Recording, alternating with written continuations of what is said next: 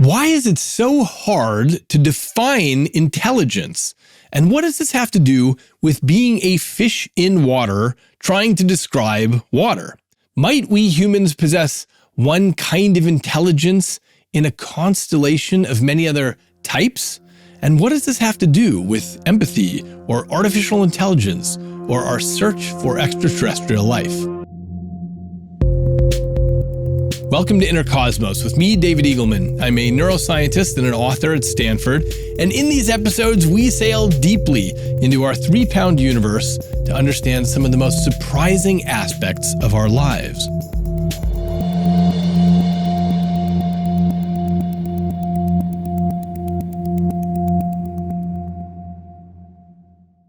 Today's episode is about minds and whether there might exist very different kinds of minds. So I'm going to boot this up with a prediction that I made last year.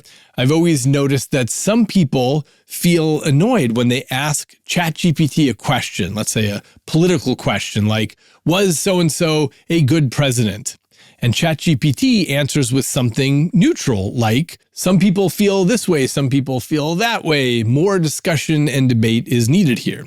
And a lot of people who feel that they hold very clear political stances, they criticize ChatGPT for this. They say, look, it feels wishy-washy. It's not taking a stand on anything. It is stuck in neutral. It's not brave enough to take a position. But I feel these sorts of answers from LLMs are the sign that we are currently living in the golden era of AI. And this golden era is sure to end, just like the golden age of the Pax Romana. So the prediction I made a year ago on this podcast is that people on the far ends of the political spectrum will start getting frustrated. How come this AI isn't telling me the true answer, the answer that I can so clearly see, and anybody who is sane would clearly agree with me? So my prediction is that quite soon as the architectures drop in cost for training these models, we're going to see the far left progressives training their own model and the far right conservatives training their own model. And both sides will say, look, we don't want this garbage literature to pollute the training data, so we're going to leave all this stuff out and just include the writing that is consistent with the truth. And obviously anything we disagree with comes from people who are just trolls or obstreperous or at minimum are badly misinformed. And if they'll just come to read the AI wisdom that we know to be true, then they will see the light of our way and the error of theirs. So this is my prediction about the balkanization of AI that will come about. But perhaps there's a broader way to think about this. Perhaps there are indeed different types of artificial intelligence, not just in terms of how they're trained up, but more fundamentally about their architecture. Perhaps there are very different ways to think. In other words, what if there are different types of intelligence, not just one artificial intelligence, and also many different types of natural intelligence? Now, on this topic, there's no one better in the world to talk with than my friend Kevin Kelly, who's been chewing on this for a while. Kevin is one of the fathers of Silicon Valley, not because he's a techie, but instead because he's one of the deepest philosophers and connoisseurs of technology. He has a long and storied history that I'll link on the show notes, but I'll just mention for now that he's the founding executive editor of Wired magazine and a former editor of the Whole Earth Review. He's the founder of the Cool Tools website, and he's one of the founders of the Long Now Foundation. He's written multiple best-selling books about the future of technology, which I'll link. And one of the many things that I love about Kevin is that he's a radical optimist and an extremely creative thinker. So I rung up Kevin to talk with him about his view of intelligences. Does intelligence mean just one thing, or might there be lots of different ways it could manifest?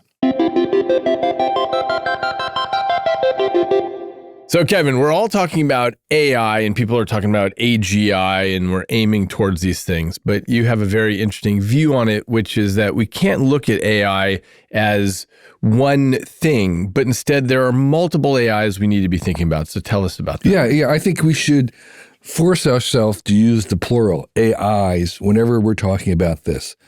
It's to me, very similar to machines. We have a lot of machines in our life. But we don't talk about the machine. We don't have a single regulatory apparatus for the machine. We don't have a single operating manual. We have multiple machines in our lives. And we're going to have multiple AIs in our lives. And those AIs individually will have different characters. They'll have different needs. They'll have different tasks. They'll have different abilities.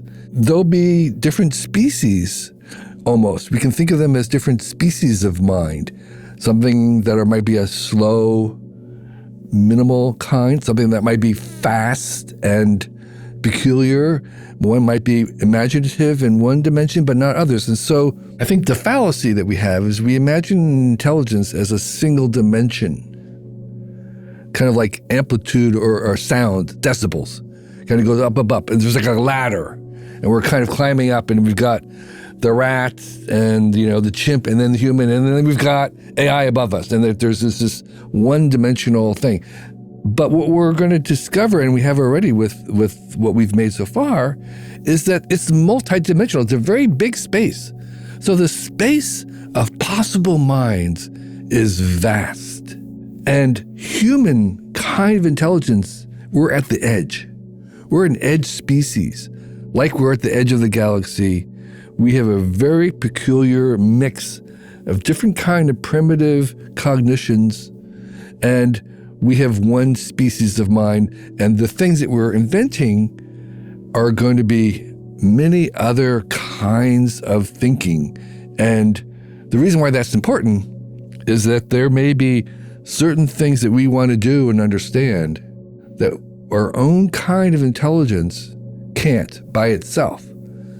But we can understand it with the two-step process of inventing another kind of intelligence that can work with us so that we can understand or make something that we can't do by ourselves.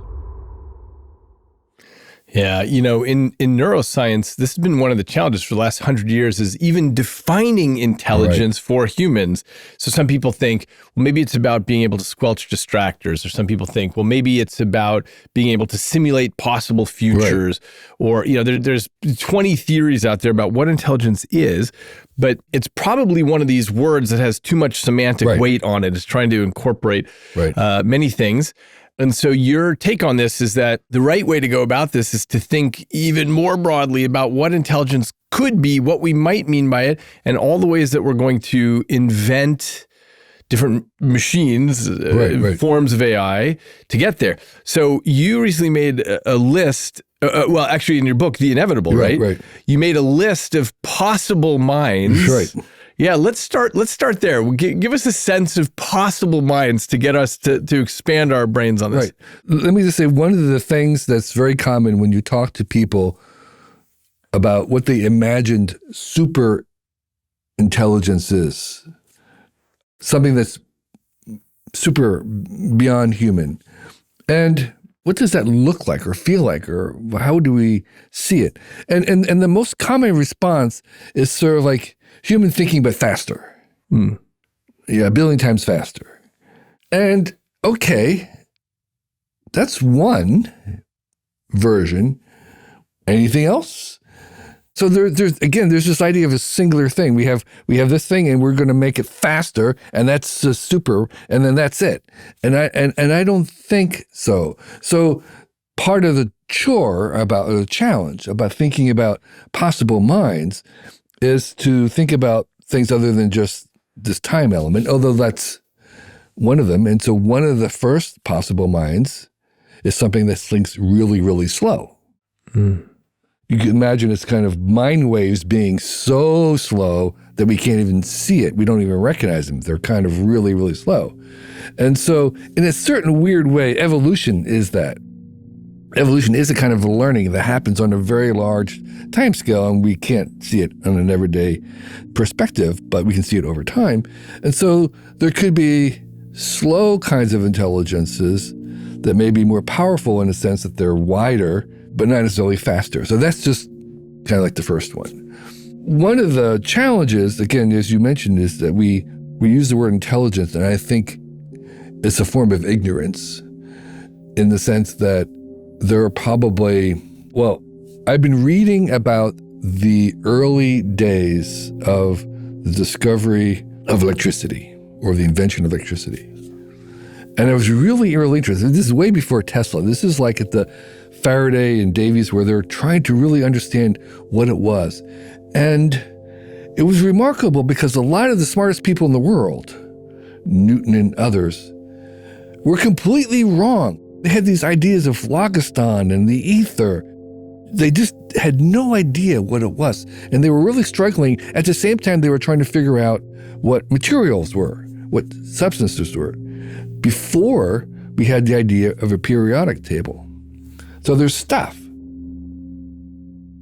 Well, then we eventually understood that there were elements, and the elements were recombined to form compounds, and that there was a fixed number of elements, and then you could identify the elements, and that they were pretty distinct, and that you made up salt was not an element. Salt was actually a compound. Water was a compound. So you have all these compounds made from the elements.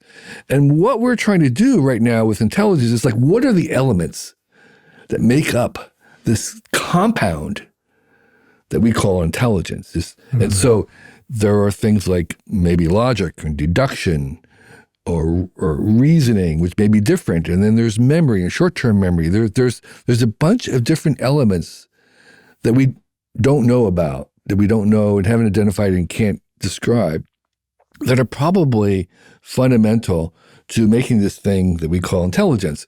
And so part of this little challenge of imagining possible minds is to think about what might those elements be and how might one rearrange them to make a different compound. That's very good. So give us a sense of some other possible minds. Sure. So that we can start thinking about what the periodic table could look like. So I've made a little list, and I'm going to just use it for the prompt. And so one of the elements in our own intelligence is self-awareness. But it's possible that you could have degrees of intelligence without self-awareness. So we think somehow self-awareness is instrumental for high intelligence, but you may be able to do lots of things without any self-awareness, without the entity being a self-aware. Presumably that's what we have now, right? Right. With AI. And vice versa, you might be able to have self-awareness with very limited intelligence. Yeah. Okay? Right. And so you could have kind of like this thing is really, really good at doing things, but it's not aware of itself. And this thing isn't that capable in other ways, but it's very aware of itself.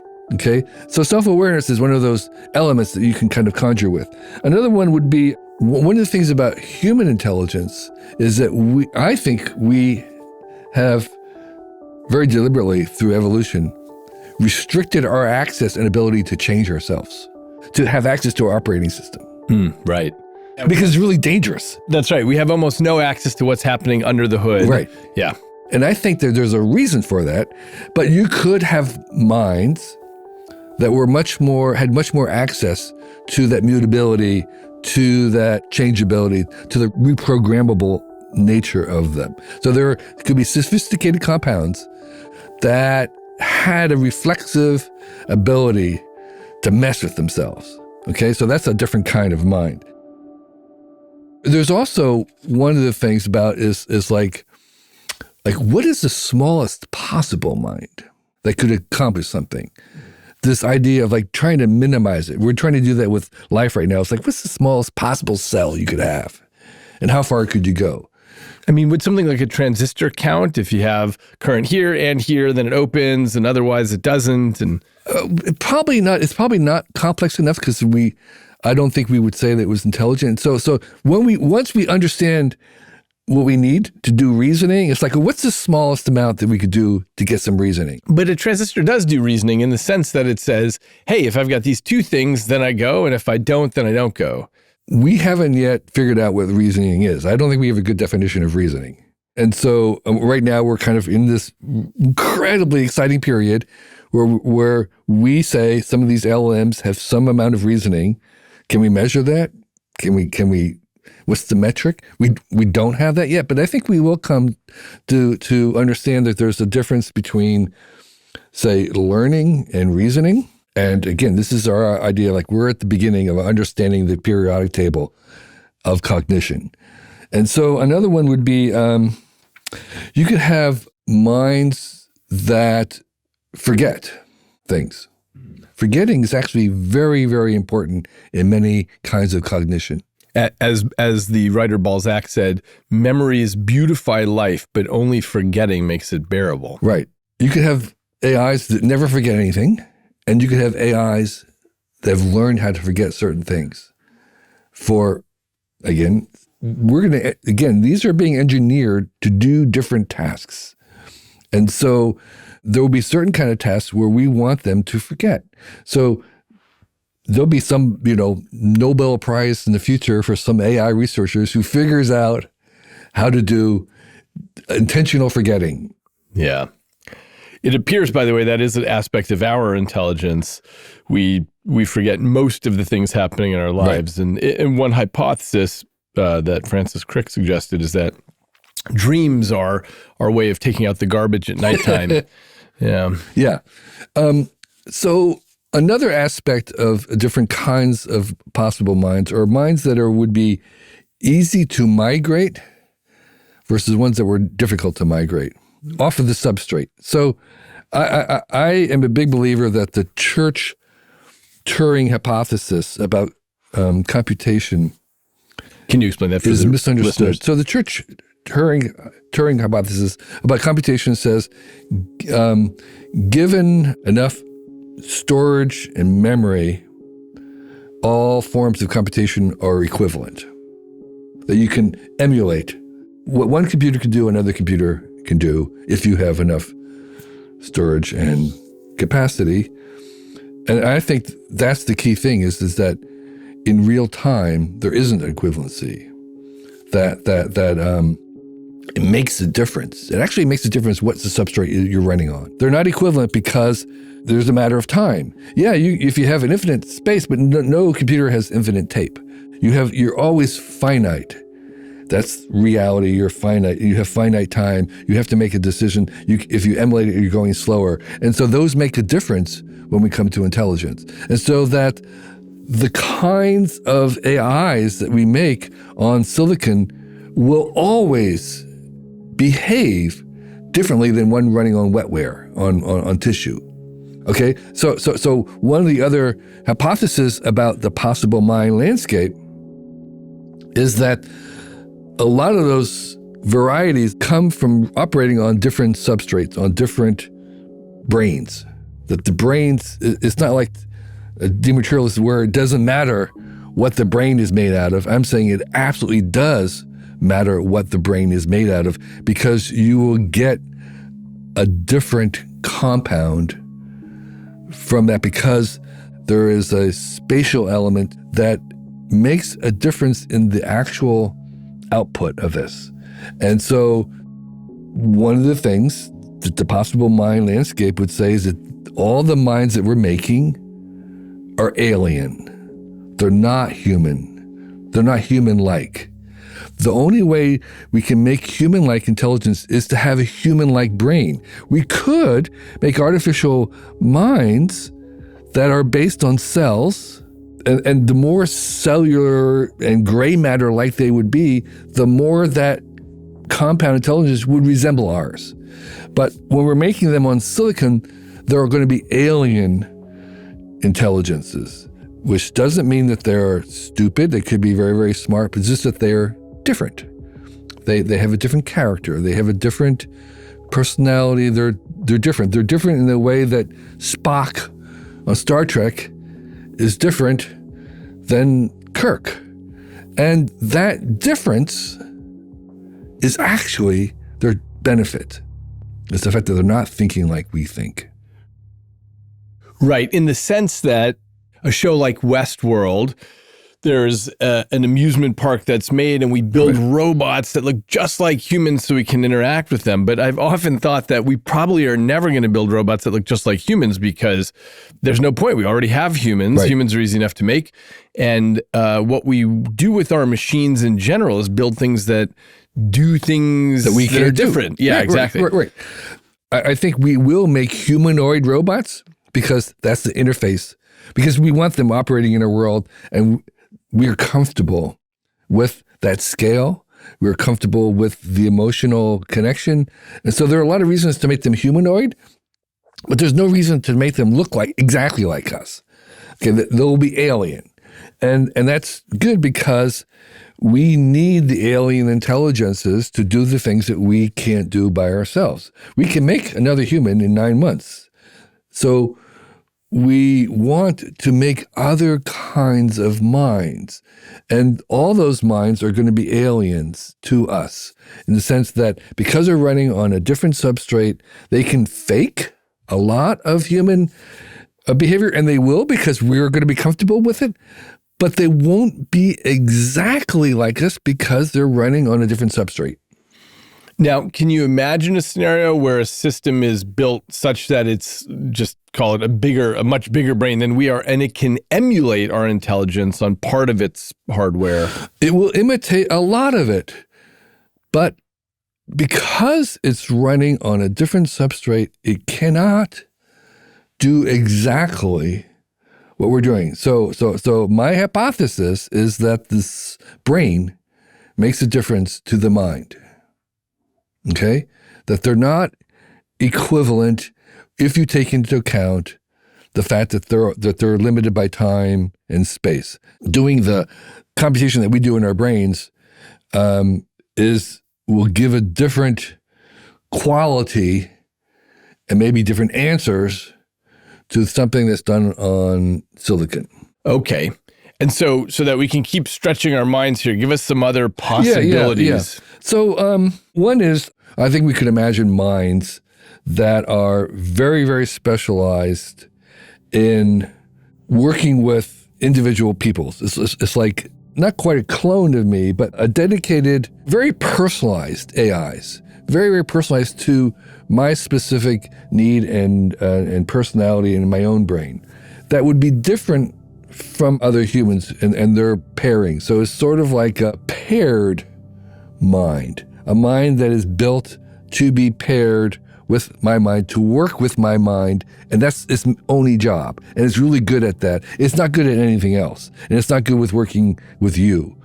So this idea of a paired intelligence. Oh, that's cool. So right now, people are doing that, of course, with AI that learns your stuff, maybe reads all your emails and so on. But you're saying instead of a general AI that learns you and learns me, one that actually is built. Right. It's constructed, it's programmed, the weights, it's trained on me so that it is unusable by somebody else. That's how dedicated it is. It's paired in that sense. Another one would be, so we can imagine, of course, I had this kind of a grid of like the 4 possible directions of humanity with just 2 axes.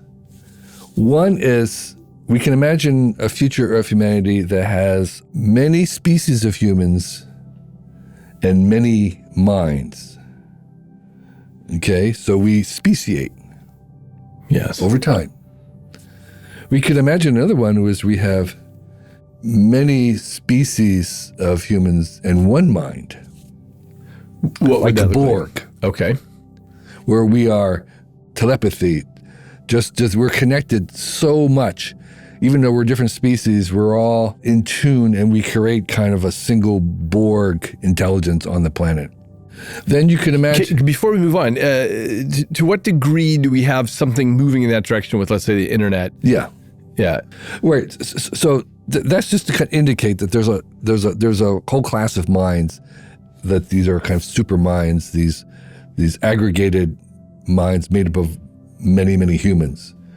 And so we have the mind of all humans working together if we had some kind of technologies that would allow us to telepathically connect to each other.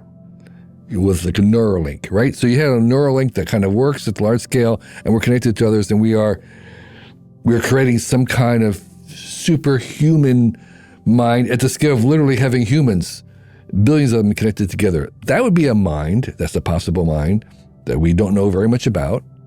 So that's a possible mind. Then there's the possible mind of all the little AIs linked up together. You have 1,000 different species of AIs, and they are also connected, forming another level of AI that's operating much different dimension.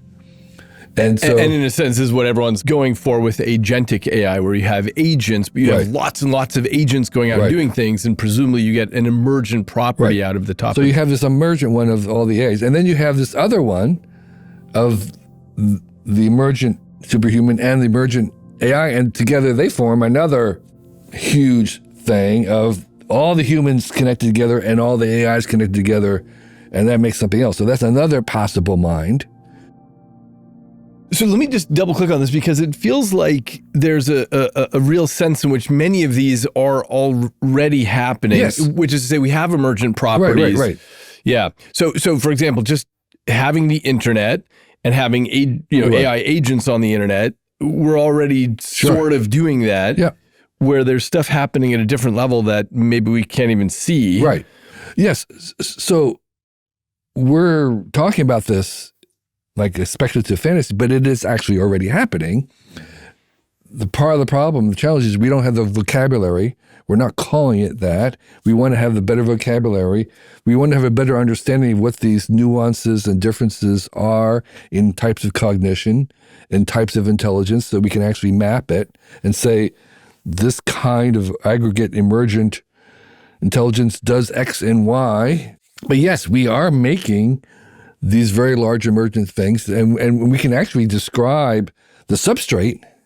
I've done these calculations. Imagine the internet was one machine, and it was like at a refresh rate of 20 exabytes per second. It's got how many floating operation systems it does per second as a whole. It's just like insane. And so we can specify the actual specifications of this as a machine, and it's a very, very large machine. We have a lot more difficulty in talking about the intelligence because of what we said earlier, that we don't have very good concepts about what intelligence is, what self-awareness is, what consciousness is, how we measure this, what the elemental particles are of it. So we're really constrained there. But I think what I'm suggesting is we should work on that. I remember about 8 years ago, you and I had a long hiking conversation about the search for internet intelligence, analogous to the search for extraterrestrial intelligence, which was just hypothesizing, what if this giant machine of the internet has developed its own kind of intelligence? How would you probe it? How would you take, as an example, the tools of neuroscience, where we stick electrodes in and we look at things? How could you do that on the scale of the internet? Right. And so when I was thinking about the analog, the first thing I did was go to the SETI search and say, well, how do they recognize intelligence? Well, the answer is that they have no idea. They aren't even searching for intelligence. They're only searching for anonymous signals, little signals that appear to be not map on natural. That's all. They have no metric. They have no threshold. They have no criteria for intelligence. And so, although just to challenge it, it does seem like that's a pretty good metric. Just as an analogy, when people are searching for extraterrestrial life, the smartest way to do that is just looking for things that wouldn't happen by chance, molecular combinations that seem unlikely. So I went to see, and there have been a couple of examples of things in the internet that aren't explained, that nobody can explain. There was a flash crash. Oh, right. Of the stock market, some 10 years ago. Nobody has ever had any explanation about there. There was a couple other little people who are looking at these anonymous signals that don't have any source that they can find. And so there are these signals that are hard to explain. And so is that enough for us to deduce that it's intelligent? Oh, I see. Right. But right. Probably not, simply because we can't explain it. It doesn't necessitate some other thing, but it's certainly something to sniff after. Right. Yeah. Right. It's the first step. So other kinds of possible minds are, we could imagine minds that are very, very smart, intelligent by almost any measure that we have, but they're incapable of making something smarter than itself. In fact, we might even, if we know about it, we might even design some AIs like that. Or, of course, we could make AIs that had that even ability beyond what we have. It may be that our own minds are that kind of a mind.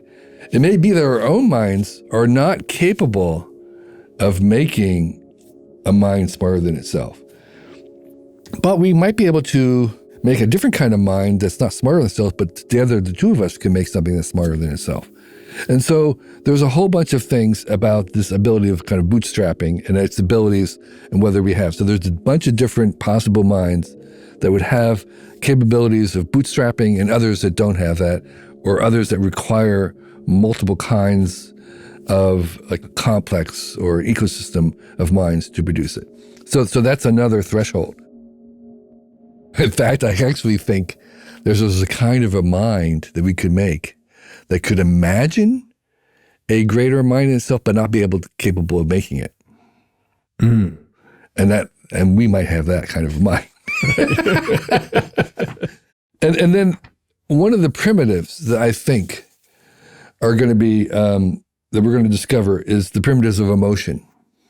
I think the next big shock is when we give emotions to these AIs, human emotions, real emotions. I mean, again, we have real intelligence. It's like synthetic emotion. And so we have this idea that when I was growing up, that sort of like that emotions was something you got after you were intelligent, but emotions are very, very primitive. Right. Very primitive, very foundational, very fundamental. And as we begin to employ them in the AIs, it really changes the nature of those relationships and the power of what we think. And so here's a couple things about emotions. One is that, first of all, they're real emotions that we synthesize. Secondly, it's possible that we could uncover new emotions, okay?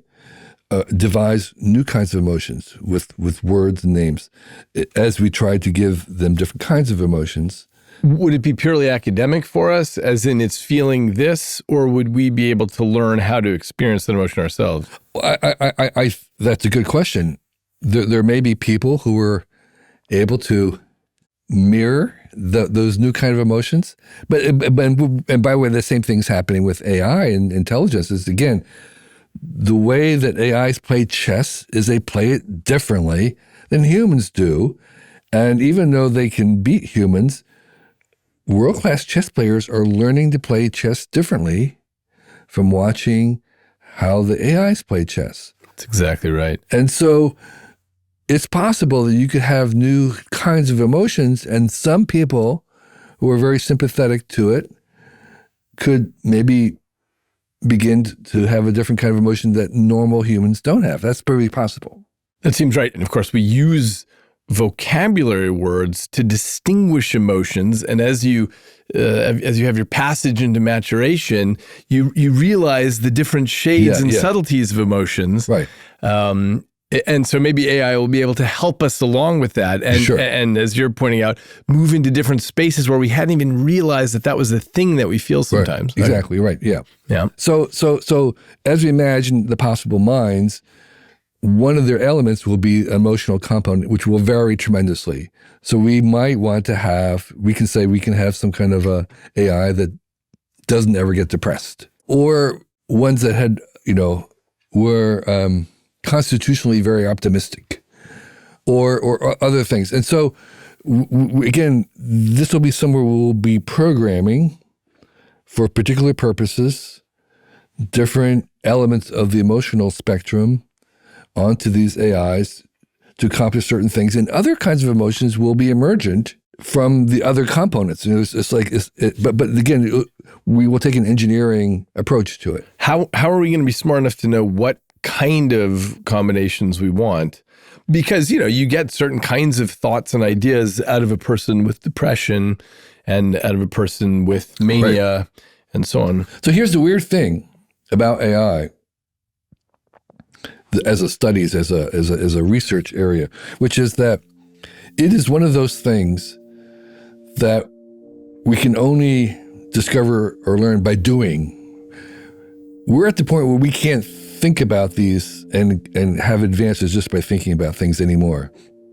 And so we actually have to do all these things, try all these things, make the mistakes, and that's the only way we're going to learn about it. We are at the limits of how far we can get just by thinking about these things. Part of that is, let me also just say, is that I think we as a society overestimate the value of intelligence. I think IQ is just one component of what makes a successful human.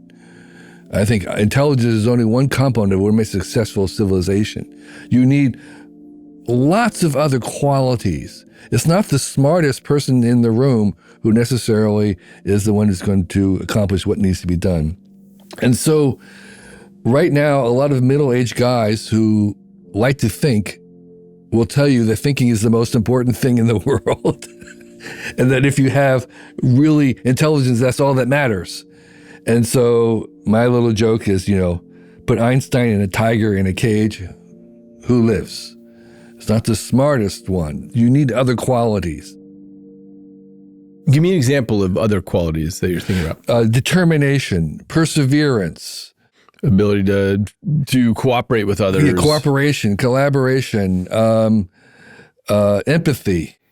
There's so many other things that are necessary to actually make change happen in the world, that those are things that we will also, as we generate these agents and other beings and other kinds of intelligence, we want to just keep in mind that IQ is overrated by us, and you need other qualities. And so as we make these machines, these other qualities will often be more important. It's kind of like, pixel peeping. It's like there was a moment when people were saying resolution, the number of pixels in the camera was the most important thing.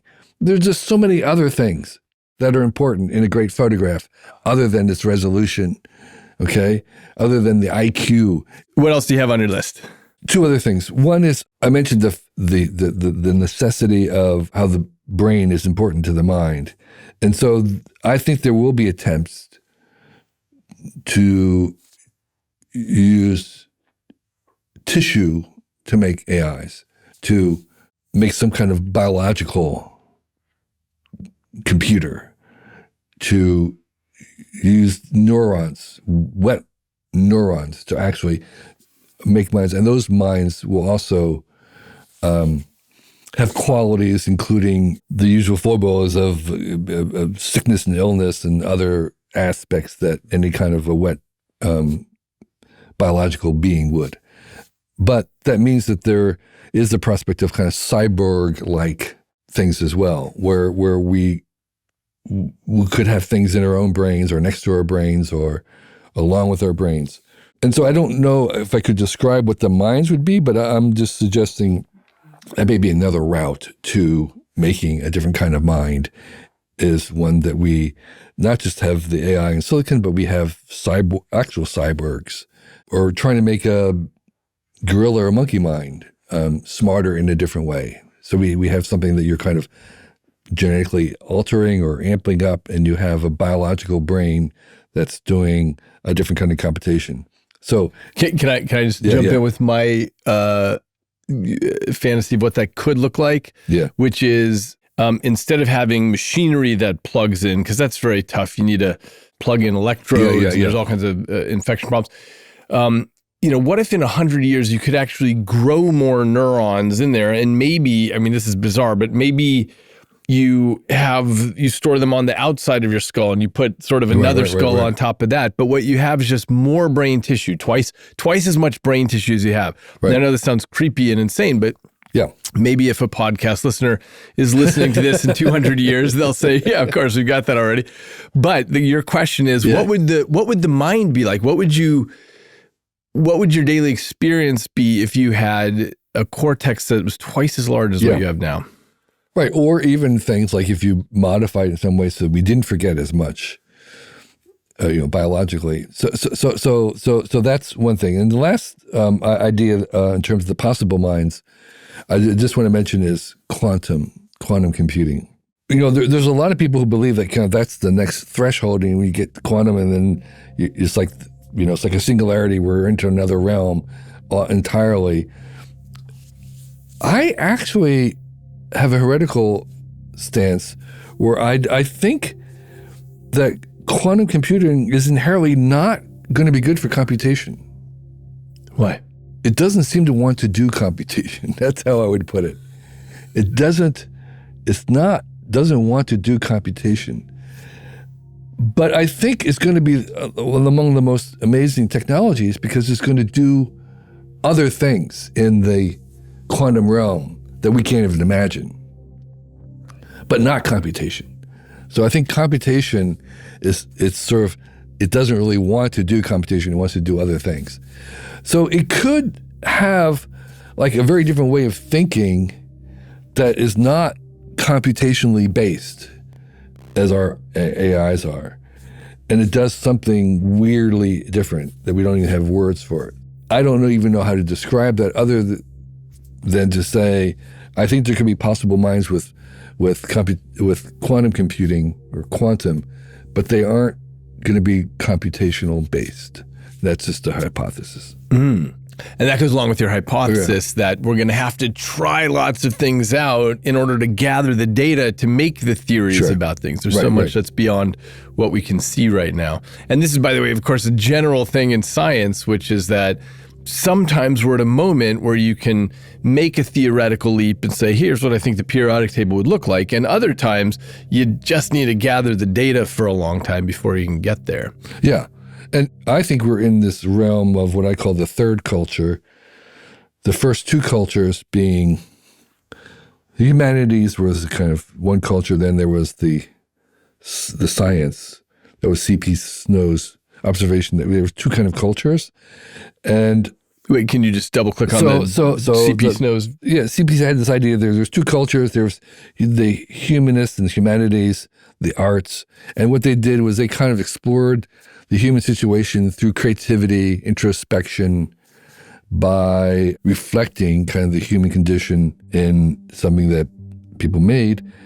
Then there was the scientists who explored the human condition by probes, by doing experiments, by testing reality. I think we have a third culture we've made in the last 30 or 50 years, which is called what I call the nerd culture. The third culture is this idea that we explore the human condition by making alternatives to it, by making synthetic versions of it. We explore life by trying to make artificial life. We explore democracy by trying to do simulated worlds. We explore intelligence by trying to make intelligence. And I think we're going to actually learn more by making intelligences that don't work.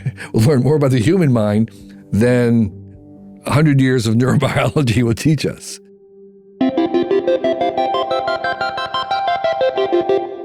That was my interview with Kevin Kelly, thinker and technologist.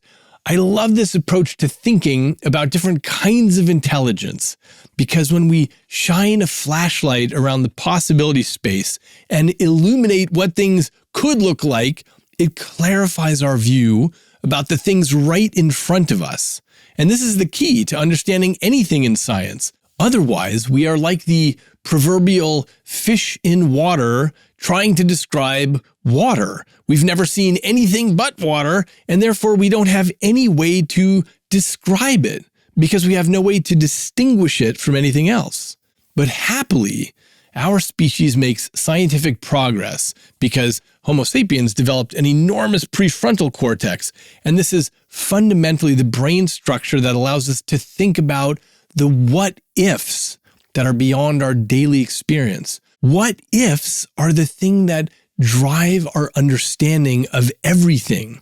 When Einstein thought about what it would be like to ride on top of a beam of light, that opened up a new world for him that led to the special theory of relativity. When Charles Darwin looked around and thought, what species aren't here now but once might have existed, that ushered him down the path of understanding evolution by natural selection. And so it will have to be with our understanding of what intelligence is. We are the fish stuck in the water with nothing to compare water against, and therefore no way to make distinctions. But as we move forward, we'll increasingly build and study many different flavors of intelligence.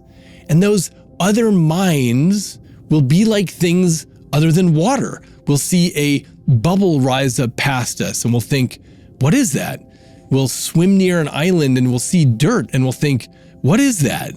We'll dive down and circle a thermal vent and we'll think, what is that? And with each new discovery, we'll make new distinctions and get a better understanding of water. It will allow us for the first time to see what we've been swimming in the whole time.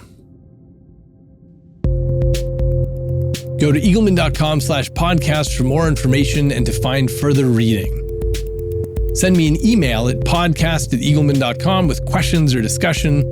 And check out and subscribe to Inner Cosmos on YouTube for videos of each episode and to leave comments. Until next time, I'm David Eagleman, and this is Inner Cosmos.